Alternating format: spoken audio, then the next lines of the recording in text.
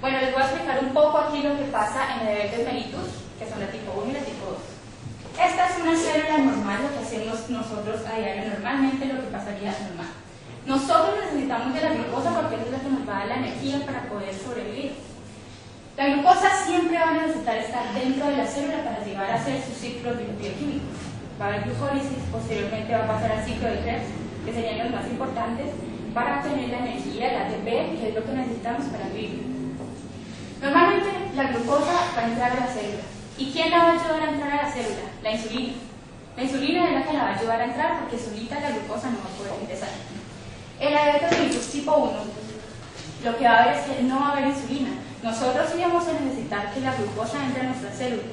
Y los receptores, que sería esta como J, van a estar normal, no va a haber ninguna alteración. Pero lo que no va a haber es una insulina. En la diabetes mellitus tipo 2 sí hay insulina, sí hay glucosa que necesitemos para obtener la energía. Lo que va a haber es que hay una alteración en el receptor. Entonces, ¿qué pasa? Es como si tuviéramos una llave. La llave sería la insulina y necesitamos abrir la puerta. Pero si la chapa está dañada, no vamos a poder abrir la puerta. Y si no podemos abrir la puerta, la glucosa no va a poder entrar. Entonces, no vamos a poder obtener energía. Entonces, esto sería lo que pasa en la diabetes mellitus tipo 2. No solamente se van a ver alterados los receptores membranales, sino que también se puede alterar el transporte desde la membrana hasta el núcleo, que es el sitio donde tiene que llegar la glucosa. Y también pueden estar alterados los receptores nucleares. Bueno, la diabetes mellitus tipo 1 tenemos que puede ser hereditaria. Se da porque nuestro sistema inmunológico va a expresar unos autoanticuerpos que van a ver a las células beta como si fueran un antígeno, algo extraño, y las van a llegar a atacar.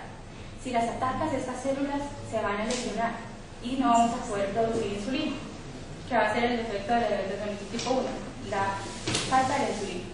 Y pues tenemos que haber una predisposición genética, es decir, va a poder ser heredada.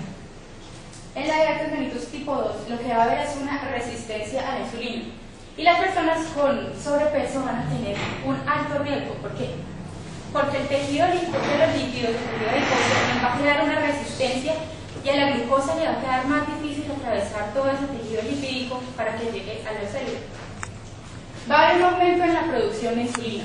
¿Qué va a pasar? Lo que pasa es que el cuerpo va a interpretar, va a asimilar como si no tuviera glucosa, porque como la glucosa no va a poder entrar a la célula, entonces va a decir, no tenemos glucosa, pero esto no es verdad.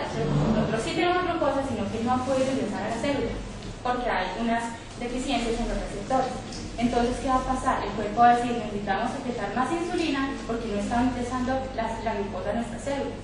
Entonces va a empezar a secretar mucha insulina, hasta en cierto punto que ya las células se van a atrofiar y ya no se va a poder seguir produciendo la insulina. Por eso podemos decir que en cierta parte se puede considerar la diabetes mellitus tipo 2 como una diabetes mellitus tipo 1, porque en algún momento se van a atrofiar estas células y no se va a producir la insulina. Por eso los pacientes que tienen diabetes mellitus tipo 2 van a llegar a requerir insulina.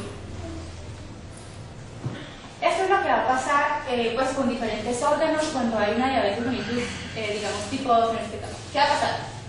El páncreas va a tener una déficit secreción de insulina, que nos va a aumentar la glicemia. Todo esto nos va a conllevar a que se aumente la glicemia.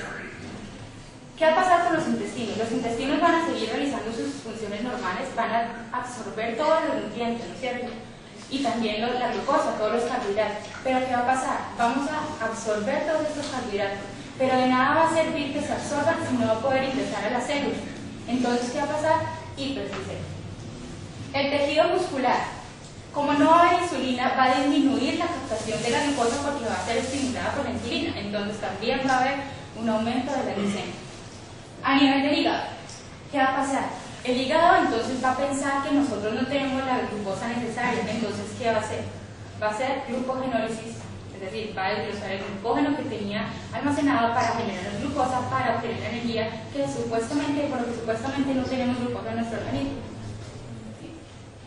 Bueno, la diabetes gestacional es otro tipo de diabetes, no es mellitus, y les vamos a mencionar aquí algunas características generales porque esta exposición va a ser centrada principalmente en lo que es la diabetes mellitus, que son la diabetes mellitus tipo 1 y tipo 2.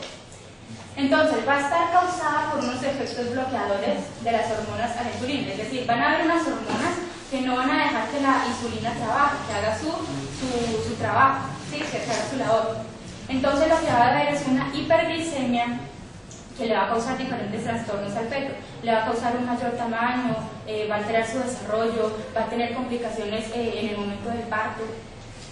Se dice que hay una diabetes gestacional cuando la glicemia en la madre va a ser mayor a 200 miligramos o si se toma una muestra ocasional 2 veces al día que sea mayor a 126. ¿Cómo vamos a saber si la madre tiene una diabetes gestacional? Se conoce como el test de O'Sullivan, que es una prueba de la glucosa oral.